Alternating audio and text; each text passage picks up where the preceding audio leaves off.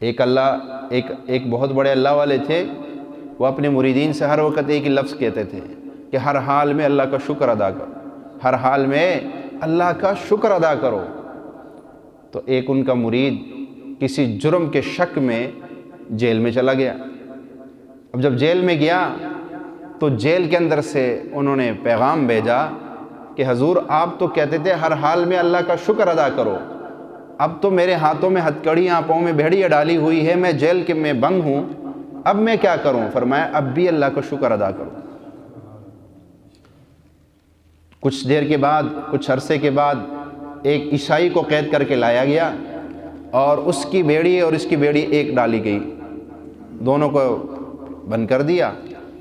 اب بڑی مشکل، قضائے حاجت کے لیے جائے تو وہ بھی ساتھ جائے، وہ جائے تو یہ بھی ساتھ جائے، لیکن جو عیسائی آیا تھا اس کے گلے میں صلیب لٹکا ہوا تھا۔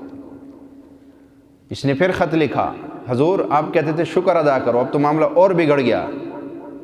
تو فرمایا شکر کرو کہ تمہارے پاؤں میں بھیڑیاں ہیں، جو رب تمہارے پاؤں میں بیڑیاں ڈال سکتا ہے وہ اس صلیب کو بھی تمہارے گلے میں ڈال سکتا ہے۔ شکر ادا کر کہ تیرے پاؤں میں بیڑیاں ہیں، صلیب نہیں ہے۔ تو اللہ کے آگے سجدہ کرنے والا ہے، کسی بت کو سجدہ کرنے والا نہیں ہے۔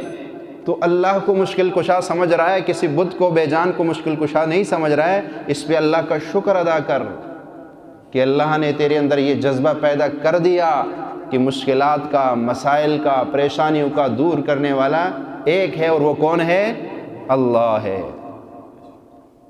تو در در کا بھکاری نہیں بنا ہوا ہے، اس پہ اللہ کا شکر ادا کر، ورنہ کتنے بتوں کو 360 بت بنا کر ان کے آگے سجدے کیے جاتے تھے۔